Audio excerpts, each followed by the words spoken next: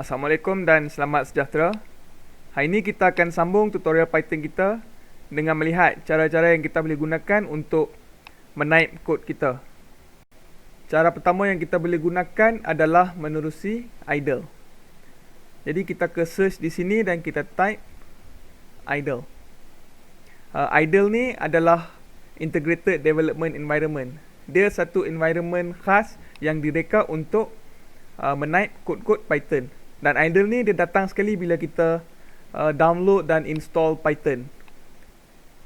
Bila saya launch idle, screen shell akan dipaparkan. Jadi kita boleh type baris-baris kod Python kita di dalam screen shell ni. Tapi sebelum tu, saya nak ajar macam mana kita boleh customize screen shell ni mengikut kehendak kita. Jadi untuk customization, pergi ke option dan tekan configure idle. Dia akan paparkan Windows setting, dan dalam Windows setting ni kita boleh customize shell mengikut kehendak kita. Kita boleh tukar font tulisan kita, kita boleh tukar size, colors dia, background color. Kita boleh buat macam-macam lah mengikut kehendak kita. Tapi untuk sekarang ni saya cuma nak tukar size dia, nak besarkan supaya senang kamu semua tengok apa yang saya type. Dan lepas kita dah puas hati dengan apa yang kita nak tukar, kita tekan apply. Dan untuk tutup Windows setting ni, kita tekan OK. Baik, dalam shell ni Python kita berada dalam mode pentafsir. Maknanya apa-apa baris yang saya type dalam shell, dia akan terus ditafsir bila saya tekan butang enter. Contohnya saya tulis 3 tambah 5. Jadi bila saya tekan enter, Python terus mentafsir baris kod 3 tambah 5 dan memaparkan nombor 8. Cara betul kalau kita nak memaparkan output sama ada nombor ataupun teks, kita kena gunakan fungsi print. Print ni adalah satu fungsi dalaman yang disimpan dalam pustaka Python dan digunakan untuk memaparkan output. Jadi caranya, contoh kalau saya nak memaparkan nombor 8, saya tulis print, kemudian saya buka kurungan, tulis apa yang saya nak paparkan, dalam kes ni nombor 8, kemudian saya tutup kurungan. Bila saya tekan enter, nombor 8 akan dipaparkan oleh Python. Kalau saya nak paparkan perkataan, contohnya saya nak paparkan perkataan hello world. Bila saya tekan enter, saya dapat ralat.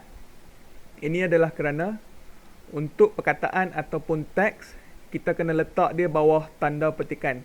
Sama ada tanda petikan tunggal atau tanda petikan berganda. Jadi caranya kita tulis print hello world. Okey. Kita letakkan perkataan hello world di bawah tanda petikan dan kita tekan enter. Barulah Python dapat mentafsir baris kita dan memaparkan perkataan hello world. Baik, kalau kita tengok di sini, untuk nombor kita tak perlu letak dia di bawah tanda petikan. Sebabnya nombor adalah jenis data integer ataupun float. Tapi untuk teks, kita perlu letak dia di bawah tanda petikan sebab dia merupakan jenis data string.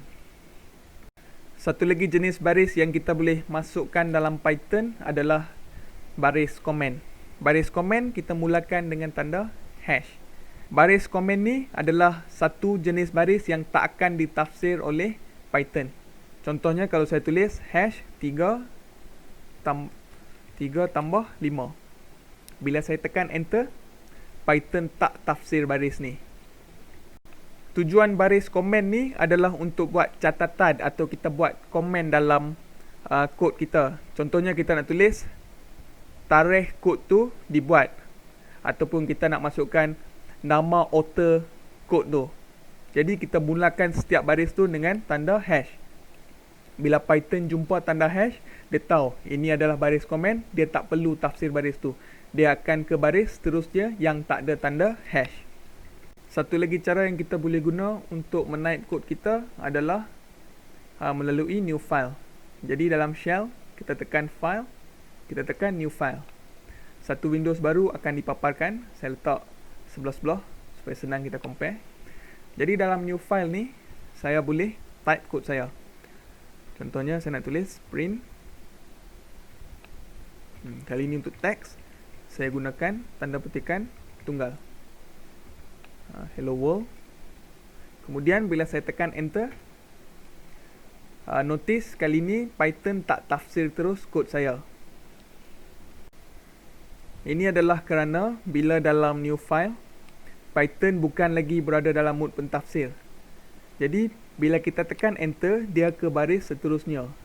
Dengan cara ni, dia bagi kita type banyak-banyak baris kod dalam satu file. Jadi saya boleh tambah lagi, saya boleh tulis print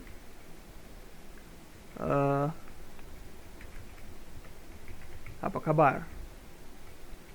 Kemudian saya boleh tulis X sama dengan 5. Okey. Apa saya buat di sini? Saya buat satu pemboleh ubah. Pemboleh ubah ni adalah satu dia macam satu bekas yang boleh simpan nilai. Nilai tu tak kisah sama ada nilai teks ataupun nilai nombor. Jadi apa saya buat? Saya buat satu pemboleh ubah bernama X. Saya letakkan nilai 5 ke dalam pemboleh ubah bernama X. Dan sekarang kita boleh memaparkan pemboleh ubah X tadi. Saya tulis print X. Okey. Sekarang untuk nak mentafsir kod ni, kita kena tekan run module. Sebelum Python boleh run kod kita, kita kena save dia. Jadi saya save dia bawah satu dokumen baru. Saya namakan dia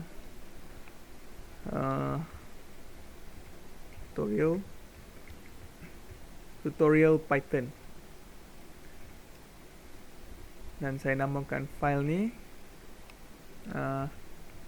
baris kod 1.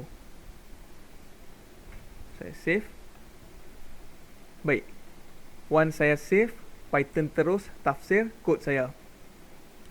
Jadi pada line pertama, saya suruh Python memaparkan hello world. Dia memaparkan hello world. Pada line kedua, saya suruh Python memaparkan apa khabar. Dia memaparkan apa khabar. Pada line ketiga, saya suruh Python buat satu pemboleh ubah bernama X dan letakkan nilai 5 ke dalam pemboleh ubah X tadi. Jadi buat setakat ni, kita belum suruh dia paparkan apa-apa lagi. Kemudian, bila kita ke line seterusnya, barulah saya suruh Python print X. X ni adalah 5. Python pun print nombor 5. Sekarang, kalau saya tak mau Python memaparkan apa khabar, saya boleh padam line ni, ataupun saya boleh gunakan tanda hash. Sebab sebelum ni saya kata tanda hash ni adalah tanda komen. Dan bila Python jumpa tanda hash, dia takkan tafsir baris kod tu. Jadi bila saya tekan F5 untuk run, save, nampak dia cuma paparkan hello world dan nombor 5. Tanda komen ni saya boleh guna untuk masukkan catatan. Contohnya, saya boleh tulis kod ini paparkan world dan nombor 5. Okey. Jadi bila saya run, save, again, Python tak tafsir baris yang pertama ni. Dia tafsir baris print hello world, dia tak tafsir baris apa khabar, dan dia tafsir dua baris yang last ni. Cara terakhir dan cara paling fleksibel untuk menaip kod kita adalah menerusi teks dokumen. Untuk teks dokumen, kita tak perlu menggunakan idle. Jadi apa saya akan buat? Saya akan copy kod ni supaya saya tak perlu type balik. Kemudian saya pergi ke folder tutorial Python. Kita boleh buat teks dokumen ni di mana-mana lokasi. Kita boleh buat di desktop. Tapi saya suka letak kod saya semua dalam satu dokumen. Senang saya nak cari. Kemudian dalam folder ni, Saya tekan right click, saya pergi ke new, saya buat satu text document, dan saya namakan text document ni baris kod 2. Kalau kita tengok dekat sini, file baris kod 2 ni adalah jenis text document. Dia bukan jenis Python file macam yang kita buat sebelum ni. Ini menunjukkan bahawa file text document ni tak ada kaitan langsung dengan Python. Tapi kita boleh gunakan text document ni untuk menaip kod kita dan kemudian kita run kod ni dalam Python. Sekarang saya buka file ni. Dia akan buka dalam Notepad. Saya paste kod tadi. Sebelum tu kita tengok balik apa kod ni buat. Kod ni akan memaparkan perkataan hello world dan nombor 5. Saya tekan file, saya tekan save dan saya tutup text file ni. Sekarang kita pergi balik ke idle. Kita tekan file, open, dan kita cari file kita tadi. Di bawah tutorial Python. Tapi bila kita tengok kat sini, text file kita tak muncul. Sebabnya kita specify sini Python file saja. Jadi kita kena tukar ke sama ada text file ataupun all files. Saya tekan all files, baru text file saya muncul. Kemudian saya tekan text file ni dan saya tekan open. Sekarang kalau kita tengok,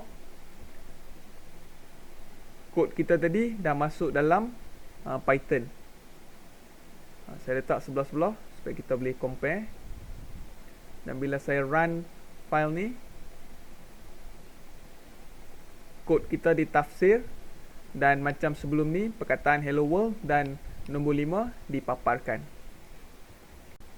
Tapi kali ni kita tengok skrip kita, dia ditafsir daripada file baris kod 2, dan baris kod 2 adalah jenis file text.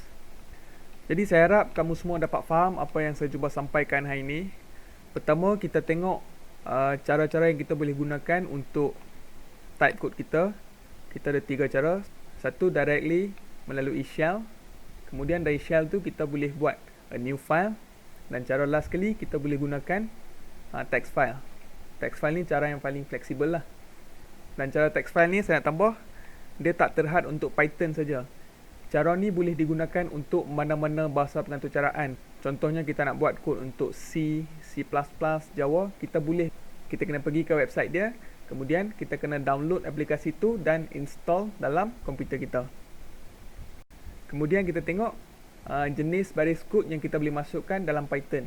Pertama, kita ada baris kod yang akan ditafsir oleh Python, dan kedua kita ada jenis baris komen yang dimulakan dengan tanda hash dan tidak akan ditafsir oleh Python. Dan kalau ada apa-apa soalan, boleh tanya di dalam comment section di bawah. Kita akan sambung tutorial kita dalam video seterusnya. Terima kasih.